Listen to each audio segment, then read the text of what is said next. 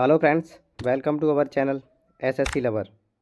ये वीडियो आपके SSC CGL, CPO, CHSL, MTS और पुलिस के कोई भी एग्ज़ाम हो, इन सब के लिए आपके लिए बेनिफिशियल होने वाली है। तो देखिए, बिना टाइम वेस्ट किए हुए हम बढ़ते हैं अपने सवालों की तरफ। तो देखिए, ये एसएससी जीडी का प्रैक्टिस सेट है।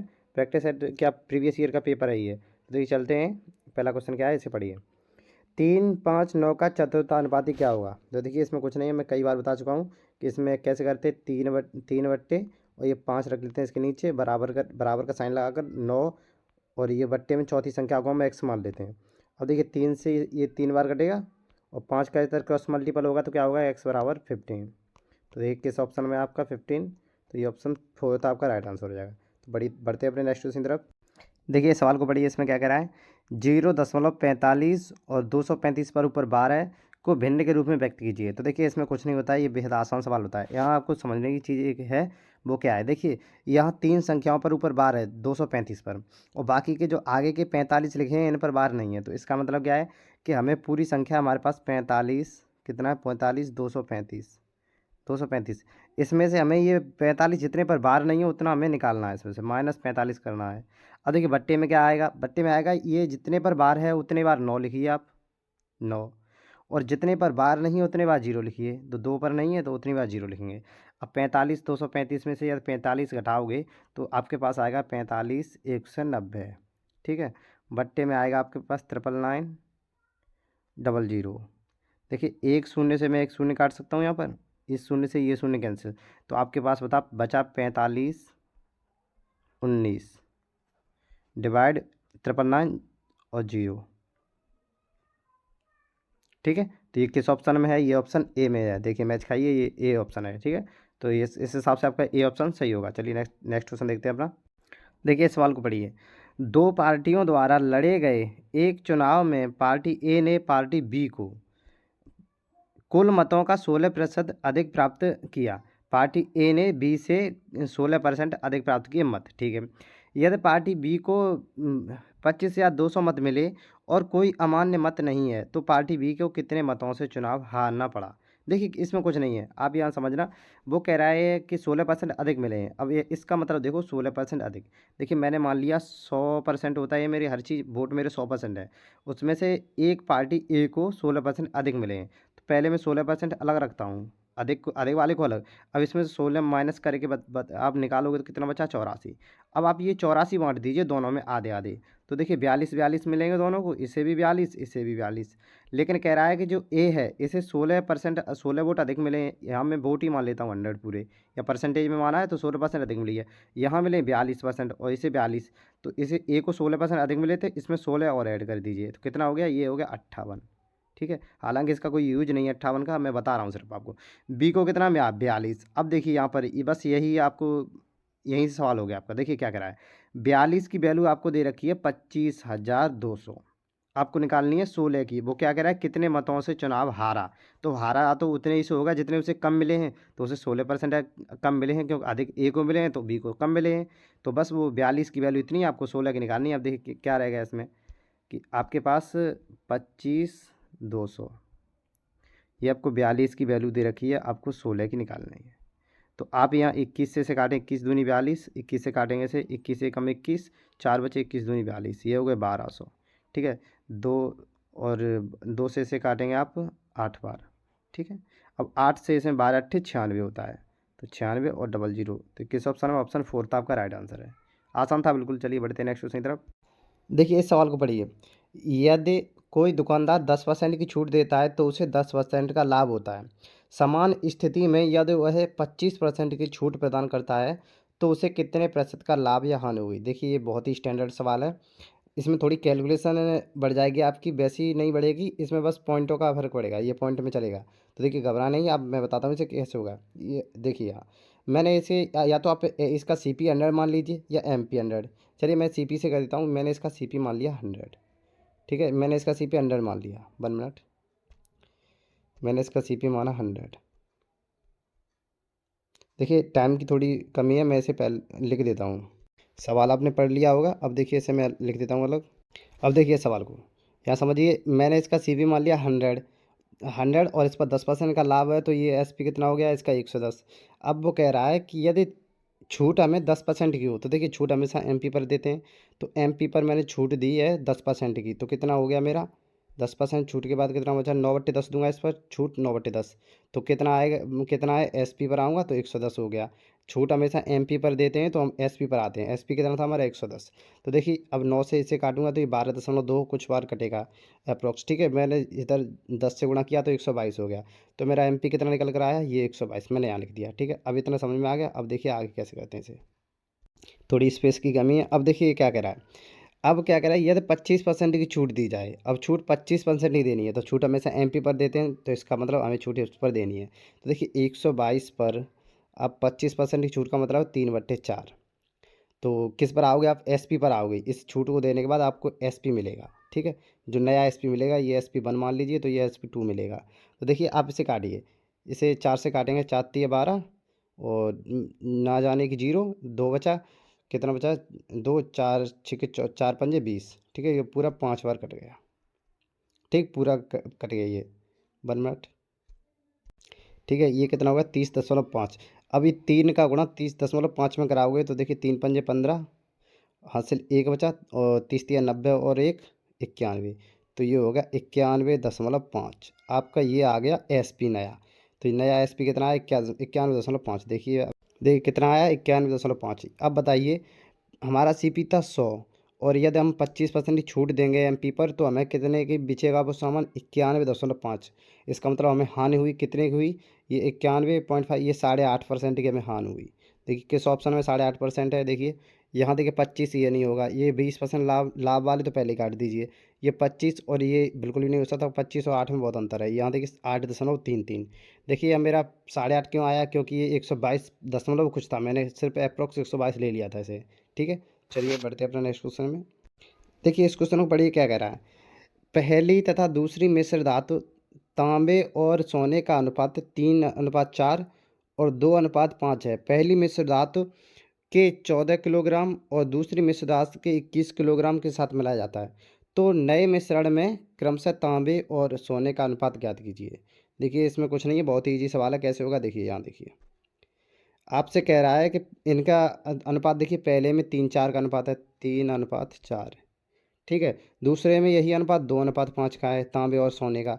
तो आप बताइए पहले से 14 किलोग्राम पहले का भार है, दूसरे वाले का 21 है, तो इसकी इसकी वैल्यू हमारे पास 14 किलोग्राम है। तो ये देखिए इसमें कितना है, 4 और 3 7, 7 की वैल्यू कितनी है 14, यानी कि प्रत्येक चीज़ दोगुनी हो रही है, तो इसको भी दोगुना करना पड़ेगा। इधर देखिए ये कितना है, 5×2 7, और 7 की वैल्यू तुम्हें कितनी दे रखी है 21, इसका मतलब ये 3 गुना हो रहा है। तो देखिए हमें क्या पूछा है उसने, ये तांबा है और ये सोना है, गोल्ड, ठीक है। तो इनका रेशियो पूछा है, दूसरे अलग अलग नया मिश्रण बनाएंगे उसमें। तो देखिए पहले का दो गुना करना है, 3 का 2 गुना कितना हो जाएगा 6, ये तांबा निकल कर आ रहा है।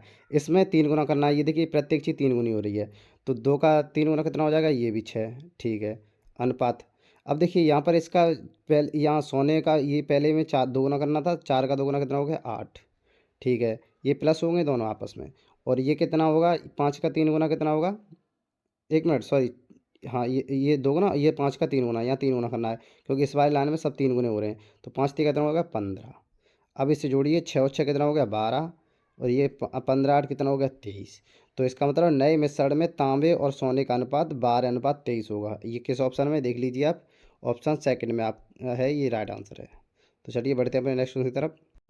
देखिए इस सवाल को पढ़िए आप, क्या कह रहा है इसमें, सोहन ने 20% वार्षिक दर से, चक्रवृद्धि ब्याज से दर से ब्याज पर धन उधार लिया। यदि ब्याज का संयोजन वार्षिक रूप से किया जाना था और उसने इसे 3 समान किस्तों में चुकाया, प्रत्येक किस्त का भुगतान प्रत्येक वर्ष के अंत में किया जाना था। यदि प्रत्येक किस्त 1250 रुपये की थी, तो सोहन द्वारा उधार ली गई राशि निकटतम पूर्णांक मान तक बताइए। देखिए ये किस्त का सवाल है, आपको ये कॉम्प्लिकेटेड बेसिक लगता हो, लेकिन ये इतना कॉम्प्लिकेटेड होता नहीं है। देखिए कैसे इसे बेस्ट अप्रोच से करेंगे तो ये आपके समझ में जल्दी आ जाएगा। देखिए कैसे करेंगे इसे, यहाँ एक बात समझना मेरी, वो कह रहा है आपसे कि प्रत्येक समान किस्त चुकाई जानी है, प्रत्येक किस्त का भुगतान करता है, ठीक है, वो भी समान किस्तें, 3 समान किस्तें। तो आप मुझे बताइए 20% का फ्रैक्शन वैल्यू 1/5 होती है, आप एग्री करते हो इस बात से, यानी 5 रुपये मूलधन है, 1 रुपये ब्याज है, तो कितना हो गया मिश्रधन 6, ठीक है, याद ध्यान रखना मेरी, प्रत्येक उसने लिया इतना है और किस्त के रूप में किस्त जोड़कर और मूलधन जोड़कर और ब्याज जोड़कर ये किस्त बनती है। मूलधन प्लस ब्याज क्या होता है? किस्त। तो ये किस्त उसे 6 देनी है, ठीक है, एक। दूसरे वर्ष से क्या होगा, ये इसका डबल होगा, चूँकि चक्रवृद्धि ब्याज है तो इसका स्क्वायर होगा। तो कितना होगा? 5 का स्क्वायर 25। तो अब यहाँ कितना देगा ब्याज? 36। इसका स्क्वायर, इसका भी स्क्वायर। अब तीसरे वर्ष क्या होगा? क्यूब होगा। 5 का क्यूब कितना होगा? 125। इधर कितना होगा? 216।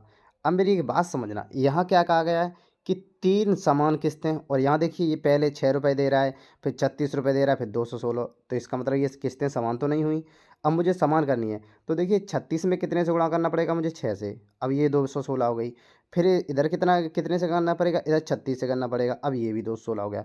अब यदि मैंने यहाँ 6 से गुणा कराया है तो इनसे मेरी कोई दुश्मनी तो नहीं है, मुझे यहाँ भी 6 से गुणा करना पड़ेगा। 6 से यहाँ मुझे 36 से गुणा कराना पड़ेगा। ठीक, आप एग्री करते हो इस चीज़ से? अब देखिए, अब यहाँ बस देखिए कुछ नहीं रहा। तो देखिए इसका आप मल्टीपल कीजिए, ये कितना आएगा? 36 पंजे 180 होता है, ठीक है, ये 180 हो गया। इसी तरह 25 छक्का कितना होता है? 150 होता है, ये 150 हो गया। और ये 125 तो है ही। अब आप इसे ऐड करेंगे तो कितना आएगा? 5 8 5 13 और 2 कितना होता है? 15। हासिल 1 3 और 1 4, ये हो गया 455। यानी कि आपका मूलधन था 455, ठीक है। अब ब्याज आपको देनी है 216 के हिसाब, 36 ये देनी है। ये टोटल हमारा मूलधन आया है, ठीक है। अब देखिए प्रत्येक किस्त कितनी है? इतनी है। प्रत्येक किस्त समान है, तो 6 गुणा 36 यानी 216 की प्रत्येक किस्त है। लेकिन किस्त बता रहा कितना रखा है ये इसने? 1250 की, ठीक है। तो इसे आप 6 से काटेंगे तो कितना, कितने बार जाएगा? 6 दूनी 12, और 6 दूनी 12 और कितना जीरो, ना जाने की जीरो, और 6 अट्ठे 48, ठीक है। पॉइंट 20 हो गए, 36 18, ये इतने बार कटा। 6 से फिर काटेंगे इसे, 6 छके 36, तो 6 से ये कटेगा 36 18, और कितना बचा? 2। 6 चौक 24, अब यहाँ की तरफ बचा 4, तो ये हो गया 43, 6 सत्ते 42, ये 34.7।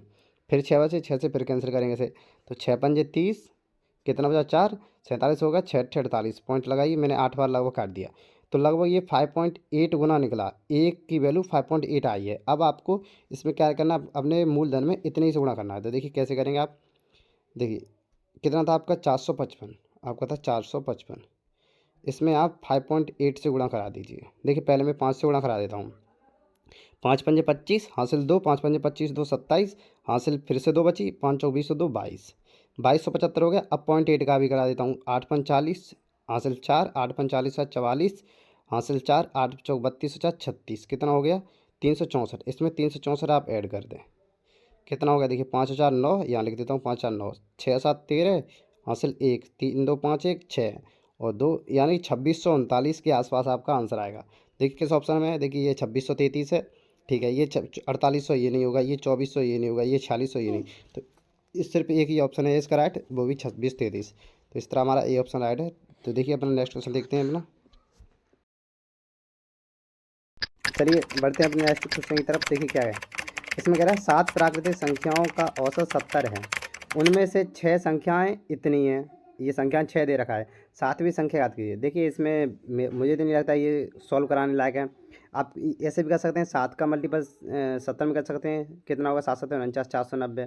इनका योग देख लीजिए, जितना हो उसमें से इन सब का योग घटा दें, वो 7वीं संख्या निकल के आएगी आपकी। तो इसे आप कर लेना, बहुत बेहद ही आसान सवाल है। देखते हैं अपना नेक्स्ट क्वेश्चन। चलिए देखिए अपना नेक्स्ट क्वेश्चन देखते हैं। एक फुटकर विक्रेता ने कुछ सामान 1280 रुपये में ख़रीदा और उसने 1/3 सामान 15% की हानि पर बेच दिया। शेष को कितने प्रतिशत लाभ पर बेचा जाए ताकि पूरे लेन देन में 15% का लाभ हो? देखिए आपसे पूछा 1/3 को उसने 15% की हानि पर बेच दिया। देखिए इस तरह कर सकते हैं, 1/3 है ये, तो उसमें से एक को तो उसने बेच दिया 15% की हानि पर, माइनस के 15, ठीक है, -15 मैंने लिख दिया। और जो अब ये 3 में से एक बेच दिया, बचा कितना? 2 2 ये बचा, उसे कितने पर बेचा जाए ये हमें नहीं पता है। ओवरऑल 15% का आपको लाभ हो। देखिए यहाँ पर मैं ये लगा सकता हूँ एलिगेशन, देखिए इस तरह से एलिगेशन लगा सकता हूँ। मुझे नहीं पता, मैंने एक्स मान लिया। अब बताइए यहाँ ये माइनस है, दोनों का अंतर लेते हैं। तो आप बताइए 15 में से 15 घटाऊंगा माइनस की, तो ये माइनस माइनस प्लस हो जाएगा, तो ये जुड़ कर आ जाएगा 30। तो देखिए यहाँ आ जाएगा 30, 2 की वैल्यू कितनी होगी? 30, यानी 1 की वैल्यू 15। तो इसका मतलब इस 1 की वैल्यू कितनी आ जाएगी? ये आ जाएगी 15। तो इसका मतलब यहाँ पर जो संख्या है वो 15 है। ये 15 कैसे आई होगी? जब यहाँ से कोई संख्या रही होगी उसमें से ये घटा करके, इसमें से किस में से मैं 15 घटाऊँ कि 15 आ जाए, तो इसका मतलब यहाँ 30 रहे होंगे। 30 में से 15 घटाऊंगा तभी तो यहाँ पर 15 आएंगे। तो इसका मतलब है ये जो एक्स की वैल्यू है वो 30 रही होगी। तो किस ऑप्शन में 30 है? तो ऑप्शन आपका ए, आपका ऑप्शन राइट आंसर है। देखिए आपका ए ऑप्शन राइट आंसर है। देखिए यदि ये तरीका ना समझ में आया, मैं दूसरा तरीका बताता हूँ इसका बेसिक से, देखिए कैसे होता है। आप ये समझ लीजिए, उसने कहा 1/3 को उसने 15% की हानि पर बेचा, यानी कि देखिए उसने 1/3 का मतलब है, देखिए 1/3 1/3 उसने कितने पर बेचा? 15% की हानि पर। 15% की हानि का मतलब क्या होता है? उसने 85 की बेची, ठीक है, 85/100, 15% की हानि, ठीक है, प्लस अब बचा कितना? 2/3, 2/3 उसे कितने पर? लाभ पर बेचे। लाभ कितना होता है? 100 प्लस एक्स, मैंने मान लिया x% लाभ पर, बट्टे 100, कि उसे पूरे पर 15% लाभ हो जाए, यानी कि 115 की मिल जाए, बच जाए, बट्टे 100। ठीक है, मैं देखिए बिल्कुल बेसिक से कर रहा हूँ। अब आप मुझे ये बताएं, यहाँ से इस पूरे से, देखिए यहाँ ध्यान से देखना, इस पूरे से मैं इससे और इससे 100 कॉमन ले सकता हूँ। देखिए यहाँ भी 100 मिल रहा है, ये प्लस लगा कर अलग किया है मैंने, यहाँ भी 100, तो ये 100 पूरे यहाँ से कॉमन मिल के ये काट देंगे से, बिल्कुल कटेंगे, ठीक। ये देखिए 1/3 यहाँ से, 3 यहाँ से कॉमन, 3 यहाँ से कॉमन, तो ये 3 आकर के से 115 में गुणा कराएंगे, बिल्कुल कराएंगे। तो अब देखिए यहाँ क्या बचा? यहाँ सिर्फ बचा 85, और 2 का 100 में गुणा कराएंगे, 200 प्लस 2x, तो 200 और 85, 285 हो गए, और प्लस 2x, तो और ये 3 उधर गुणा कराएंगे, तो आपके पास बचा सिर्फ इतना कि 285 प्लस 2x बराबर के 115 गुणा 3। अब देखिए 285 इधर जाकर भाग भाग में ये प्लस में, ये माइनस में जाएंगे, तो माइनस 285 इधर आ गया, ठीक है, माइनस के 285। अब देखिए यहाँ से मैं ये 285 में इस यहाँ से हटाता हूँ इसे, ये देख कितना बचा? 285 इसमें से घटाऊंगा, 345 हो गए, 115 गुणा 3, तो कितना बचेगा? 2x बराबर कितना बचेगा इधर? 45 से ये 15, ये कितना होगा? 60, तो x बराबर कितना आ गया? 30। देखिए यहाँ से भी निकल कर आ गया बेसिक से, ठीक है, ये भी आंसर हो गया आपका। तो इस तरह से आपका ए ऑप्शन राइट आंसर है। किसी तरह आप कर सकते हैं जिस तरह आपको सूटेबल लगे, आपको ईजी लगे। चलिए देखते हैं हमारा नेक्स्ट क्वेश्चन। देखिए इस सवाल को देखिए, ये आपकी मेंटेलिटी पर डिपेंड करेगा और आपकी बेसिक पर, कि आप कैसे सोचते हैं। देखिए एक कार चालक 70 किलोमीटर प्रति घंटे की चाल से कार चला रहा है, और उससे 35 मीटर आगे एक बस चल रही है, ठीक है। 15 सेकंड के बाद बस उससे 40 मीटर पीछे रह जाती है। बस की चाल ज्ञात कीजिए। देखिए कैसे होगा। देखिए यहाँ से एक बात क्लियर होती है क्या, कि जो कार है वो 70 किलोमीटर प्रति घंटे की चाल से चल रही है, जो 35 मीटर आगे उससे एक बस है उसे वो क्रॉस कर देती है, तो इसका मतलब बस की गति 70 किलोमीटर प्रति घंटे से कम होगी। तो ये ऑप्शन आप यहाँ से हटा सकते हैं, क्योंकि वो बस को क्रॉस कर रही है कार, ठीक है। तो अब इन तीन में से कोई आपका एक होगा, ठीक। अब देखिए कैसे होगा। देखिए 35 मीटर तो ये पहले दूर थी, उससे आगे थी बस बस फिर उसके बाद 40 मीटर ये उसने पीछे भी कर दी। देखिए यहाँ देखिए, ये मैंने सपोज मान लिया कार है ये, ठीक है, ये कार है। अब इस कार ये कार है और यहाँ पर बस है, ये एक बस है, 4 पहिए बस की है, ठीक है।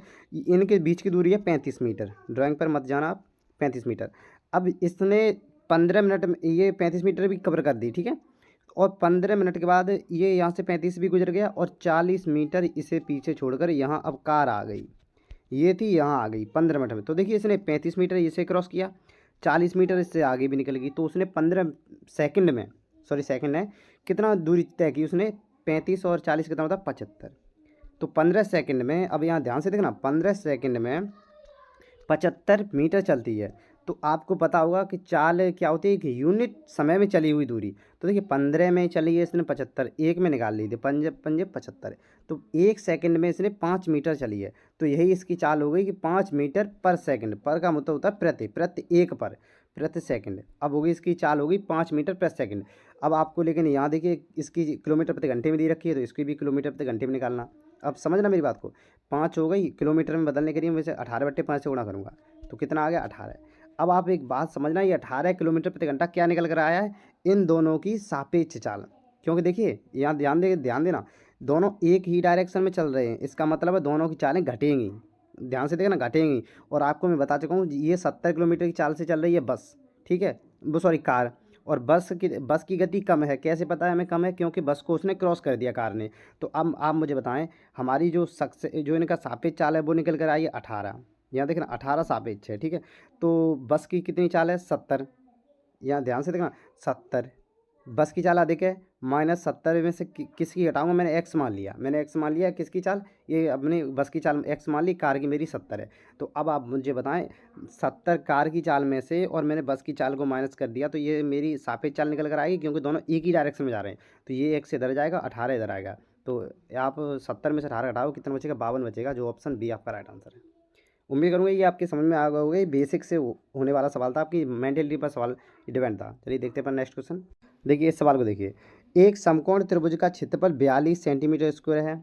यदि इसका लंब 10 सेंटीमीटर है तो इसके आधार की लंबाई ज्ञात करें। देखिए बेसिक से सवाल है आपको। ये एक समकोण त्रिभुज है, ये लंब आपको 10 दे रखा है उसने, बेस आपको दिया नहीं है। अब आपसे उसका क्षेत्रफल पूछ रहा है, तो आपको पता होगा क्षेत्रफल क्या होता है, 1/2 इंटू बेस, बेस हमें पता नहीं है, हमने मान लिया बी, इंटू हाइट, हाइट भी, हाइट ही हमारा लंब होता है इसमें, ठीक है। हाइट कितनी होगी 10, बराबर आधार वो सॉरी क्षेत्रफल कितना है 42 है। देखिए आप यहाँ से 2 से इसे 5 बार काट सकते हैं, और 5 से इस 42 को 5 अट्ठे 40, पॉइंट लगाइए, 2 5 24, 8.4। कहाँ किस ऑप्शन में, 8.4, ये देखिए 8.4 ऑप्शन सी आपका राइट आंसर है। देखिए अपना नेक्स्ट क्वेश्चन चलते हैं अपने नेक्स्ट क्वेश्चन की तरफ। अब देखिए इस सवाल को देखिए, ये भी बेहतरीन सवाल है ये। देखिए कैसे होगा, इसमें आप ज़रा ध्यान से देखें, मैं आपको समझाऊंगा अभी कैसे होता है ये। एक ठोस गोले को 2 बराबर भागों में काटा जाता है, ठीक है, बराबर भागों में काट दिया। प्रत्येक गोलार्ध के कुल पृष्ठीय क्षेत्रफल का ठोस गोले के कुल पृष्ठीय क्षेत्रफल से अनुपात बताइए। देखिए मैंने मान लिया एक मेरा कोई ठोस गोला है, मैंने इसे 2 बराबर भागों में काट दिया। ध्यान से देखना, ये पहला ऊपर, ये नीचे का भाग है, ये ऊपर का भाग है, ठीक है। ड्राइंग थोड़ी इतनी अच्छी नहीं है। देखिए अब आप बताइए, इस गोले का पृष्ठीय क्षेत्रफल क्या होता है पूरे का, 4πr², आपको पता होगा 4πr²। अब इसी तरह आधे का कितना होगा, 2πr², 2πr², इसका भी 2πr², ठीक। एग्री करते हो इस बात से। लेकिन आप एक चीज़ और नोटिस करेंगे यहाँ पर, ये 2πr² सिर्फ ये होता है, ये इतना, ठीक है। इसी तरह से 2πr² इतना नीचे का हो गया। ध्यान से देखना मेरी बात को, मैं क्या कहना चाहता हूँ। ये 2πr² यहाँ तक, ठीक। अब आगे देखना, और 2πr² यहाँ तक, तो इस तरह से टोटल मिलकर कितना हो जाता है, ये 4πr²।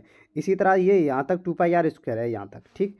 अब ये कुल पृष्ठीय क्षेत्र पूछ रहा है, तो ये एक ये भी बची, ये भी इसमें ऐड करूँगा मैं। तो ये क्या चीज़ बचती है आपको पता होना चाहिए। ये क्या बचा यहाँ पर, ये हमारी व्यास बचता है, 2r बचता है मेरा, ध्यान रखना 2r बचता है ये, ठीक। चलिए देखते हैं आगे। अब ध्यान से समझना इसे, ये 2r तो हो गया इसका व्यास। अब एक बात बताना मुझे, ये पूरा 2r है तो यहाँ तक ये r रहा होगा, ये इसकी त्रिज्या। तो ये आप इसे एक समझिए, कटी हुई आपने गेंद से खेलते हैं आप, गोल गेंद होती है, उस गेंद को काट दें तो वो उसका भाग कटोरे जैसा निकलता है, तो वो गोलाई बनती है यहाँ पर, ये खोखला बनता है। तो इसी का अब ये हमारा एक तरह का वृत्त बन गया। अब इसका क्या फॉर्मूला होता है, πr² होता है इसका। तो यहाँ πr² भी ऐड होगा, ठीक है। तो ये 2πr² ये और πr² ये कितना होगा, 3πr²। तो बस आपसे यही पूछ रहा है कि इसका प्रत्येक अर्धगोले का कुल पृष्ठीय क्षेत्रफल कितना होता है, 3πr², और इसका क्या होता है 4πr²। इन्हीं दोनों का आपसे अनुपात पूछा है। तो देखिए क्या पूछा है, प्रत्येक अर्धगोले का कुल पृष्ठीय क्षेत्रफल का अनुपात का ठोस गोले के कुल पृष्ठीय क्षेत्रफल के अनुपात से। तो अब आप बस लगा दें यहाँ पर, क्या होता है 3πr² अनुपात 4πr², ठीक है। अब देखिए यहाँ त्रिज्या तो सब सेम ही है, कुछ भी उसने कहा नहीं है। πr² से πr² कैंसिल, 3.4 आपका राइट आंसर है, जो कि इस ऑप्शन में, ऑप्शन थर्ड में है। तो इस तरह से ये आपका ऑप्शन थर्ड राइट आंसर हो जाएगा, ठीक। चलिए नेक्स्ट क्वेश्चन देखते हैं अपना। देखिए इस क्वेश्चन को देखिए, एक सोफ़ा सेट 10%, 5%, 2% की 3 क्रमिक छूटों के साथ बिक्री के लिए उपलब्ध है। यदि इसका अंकित मूल्य 18,000 रुपये है तो सोफ़ा का सेट का शुद्ध विक्रय मूल्य। देखिए इसमें कुछ नहीं है, आप इसे, मैं आपको HW के लिए छोड़ता हूँ। इसमें क्या आपको मैं बताता हूँ। देखिए इसमें वैसा कुछ नहीं है कि आप 18,000 इस तरह लिख लें और यहाँ पर छूट दें 9/10, ठीक है। और ये हो जाएगा 19/20, ये हो जाएगा 49/50। ये बस कैलकुलेशन है, वो आपको करके बतानी है, और तब आपका आंसर कितना आएगा। अब इस पर आप ध्यान न दें ऑप्शन पर, ये गलत भी हो सकते हैं, ठीक है। आप अपना खुद से मुझे बताएं, कमेंट करें कि इसका आंसर कितना आया था, ठीक है। चलिए बढ़ते हैं नेक्स्ट क्वेश्चन की तरफ। देखिए इस प्रश्न को पढ़िए, ये आपको देखने में थोड़ा बड़ा लगेगा लेकिन ये बिल्कुल ईजी सवाल है। देखिए कैसे, पी एक कार्य को 200 दिनों में कर सकता है। मैं आपसे टाइम एंड नंबर का आपसे इस बात का वादा करता हूँ, ये सवाल एस टाइम एंड नंबर का कोई भी सवाल आपको पढ़ते ही पढ़ते आंसर निकल आते हैं इसके। देखिए कैसे, पी एक कार्य को 200 दिनों में करता है, हमें पता है 200 में करता है। क्यू और आर समान कार्य को 100 दिनों में करते हैं। अब आप तुरंत ही इसका एलसीएम अपने माइंड में सेट कर लें, 200 और 100 का कितना होगा, 200 होगा, ठीक है। और देखिए ये इससे आधा समय ले रहा है, तो इसका मतलब ये दोनों दोगुना काम करेंगे, ठीक है। ध्यान रखना, इसकी एफिशिएंसी 1 हो गई, इन दोनों की 2 हो गई, ये आपको माइंड में सेट करना है, ठीक है। मैं कर सकते हैं, ठीक है। पी क्यू तथा आर एक साथ कार्य शुरू किया, उन्होंने एक साथ कार्य शुरू किया, उन्होंने 40 दिनों तक एक साथ कार्य किया। अब बताइए, इसने 1 के हिसाब से किया, इसने 2 के हिसाब से, तो 2 और 1 कितना हो गया, 3, और 40 दिनों में कितना करेंगे, 4 12, 120 करेंगे। आपको माइंड में बता रहा हूँ, 120, 200 में से 120 बचा गया, कितना बचा, 80। आपको 80 काम करना है, ठीक है, ध्यान देना आप। और फिर क्यू ने काम छोड़ दिया, क्यू चला गया, ठीक है। अब कौन बचे, पी और आर बचे। पी और आर ने शेष काम को 40 दिनों में कर लिया। अब बताइए 80 काम को 40 के हिसाब से करेंगे, तो इसकी एफिशिएंसी 2 निकल कर आ गई। अब आपको पता है पी की कितनी थी, 1 थी, क्योंकि पी 200 काम को 200 दिनों में कर रहा था। अब आपको क्यू और आर की स्पष्ट नहीं थी, अब यहाँ से क्यू और आर की मिल जाएगी आपको। देखिए यहाँ से पी और आर थे, और पी की एफिशिएंसी आपको पता है पहले से 1 थी, और टोटल पी और आर की दोनों की 2 है, तो आर भी यहाँ पर 1 हो जाएगा, आर भी 1 हो गया। और यहाँ देखना क्यू और आर की 2 है, तो इसका मतलब यहाँ पर आर भी है, और आर की यहाँ पर 1 मान चुका हूँ मैं, तो यहाँ क्यू बचा, उसकी 1 बची। तो बस यही है कि ज्ञात करें कि क्यू अकेले कितने दिनों में करेगा, तो 200 काम एक से भाग देंगे, 200 ही लग जाएंगे उसी दिन। तो ये आपको ओरली कर सकते हैं आप। अब इसे आप करेंगे विधिवत रूप से, देखिए कैसे, यहाँ देखें मैं आपको बताता हूँ। अब समझिए इसे, आपने एक बार पढ़ लिया, अब इसे थोड़ा स्क्रीन को छोटा करता हूँ मैं। देखिए पी किसी काम को 200 दिनों में करता था, ठीक है, पी 200 दिनों में, और क्यू और आर कितने में करते थे, ये 100 दिनों में करते थे, ये 100 दिनों में करते थे। यहाँ पे मैं लिख देता हूँ इनके 100, और ये 200। अब बताइए इनका एलसीएम कितना हो गया, 200, तो इसकी एफिशिएंसी 1 हो गई, इन दोनों की 2 हो गई। अब वो कह रहा है कि इन्होंने तीनों ने 40 दिन तक काम किया, तो 2 और 1 कितना हो गया, 3, 3 के हिसाब से 40 दिनों में कितना काम कर देंगे, ये 120 काम। बचा कितना, 200 में से 120 गया, कितना बचा, 80 काम। अब वो कह रहा है कि क्यू छोड़कर चला गया, क्यू ने छोड़ दिया। अब जो शेष काम बचा है 80, इसे पी और आर ने 40 दिनों में किया है। तो देखिए पी और आर ने 40 दिनों में किया है, इसका मतलब उन्होंने उनकी एफिशिएंसी कितनी लगाई, 2। तो आपको पता है पी की एफिशिएंसी पहले से 1 है, समझना मेरी बात को, पी की एफिशिएंसी 1 है, तो इसमें से पी की मैंने 1 + 1 में तोड़ दूँ, तो ये पी की हो गई और ये आर की हो गई। तो यहाँ आर की एफिशिएंसी कितनी होगी, 1, ध्यान समझना। और यहाँ क्यू और आर दोनों थे, तो यहाँ पर इनकी दोनों की मिलाकर 2 है, तो इसमें से आर की भी 1 हो गई और क्यू की भी 1 हो गई, तो दोनों की 1 1 बट गई, क्योंकि आर की पहले से 1 है, मैं यहाँ से निकाल चुका हूँ। आर की देखिए मैंने यहाँ से निकाली थी कि 1 हो गई, और यहाँ पर आर इसमें सम्मिलित है, तो क्यू और आर दोनों की 2 है, तो 1 आर की होगी, तो बची 1 वो हो गई क्यू की। तो क्यू की एफिशिएंसी आपको पता चलेगी 1 है, पी की पता चलेगी 1 है, आर की पता चलेगी 1 है, तीनों की 1 1 एफिशिएंसी है। अब आपसे पूछ रहा है सवाल कि कुल काम कितना मेरा, 200, क्यू कितने दिनों में करेगा, तो क्यू की एफिशिएंसी 1 है, तो कितना समय लगेगा उसको, 200 दिन लगेंगे 200 काम करने में। तो बस ये आपका हो गया, सॉरी। तो देखिए आपका इस तरह से यह ऑप्शन ए आपका राइट आंसर है। देखिए बिल्कुल मैं बताता हूँ आपको, टाइम नंबर का कितना भी बड़ा सवाल हो आप देखते ही सॉल्व करेंगे, बस आप बने रहे मेरे साथ। चलिए नेक्स्ट क्वेश्चन देखते हैं अपना। इसे देखिए 256 और 484 का मध्यानुपाती। देखिए मध्यानुपाती में कुछ नहीं होता है, इसका रूट लेना होता है इनके प्रोडक्ट का। तो ये 256 आपको पता है, 256 मैंने इस तरह लिखा, और 484, अब आपको दोनों को पता होगा 256 कितने का, 16 का वर्ग होता है। 484 कितने का होता है, ये 22 का होता है। इन दोनों का मल्टीपल करा दिए, 16 दूनी 32, 7 से 3, 16 दूनी 32 से 3 कितना होता है, 35, 352, 352 किस ऑप्शन में, ये ऑप्शन में, ठीक। चलिए बढ़ते हैं नेक्स्ट क्वेश्चन की तरफ अपने।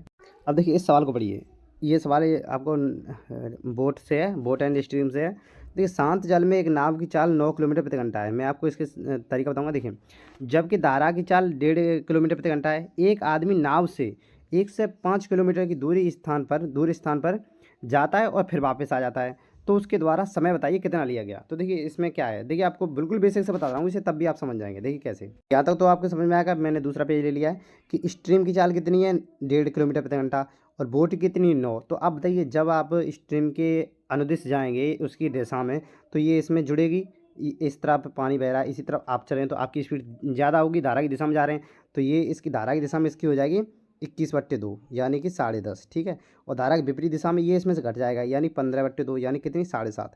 अब देखिए आपको कुछ नहीं करना है, आपको जाना है वहाँ तक, पूरी एक बार जाना एक बार लौट कर आना। तो आपको ये तो पता होगा कि दूरी बराबर समय आपको निकालना है, तो मैंने समय टी मान लिया। समय बराबर क्या होता है, दूरी बट्टे 4। दूरी कितनी है आपकी, आपको दे रखा है उसमें दूरी कितनी है आपकी, 1 मिनट 1 मिनट, हाँ दूरी आपको 105 किलोमीटर दे रखी है। तो देखिए 105 दूरी बट्टे समय, सॉरी चाल, समय निकालना है, चाल पहले मैंने ये मान लिया इसे 21/2, 21/2, ठीक है।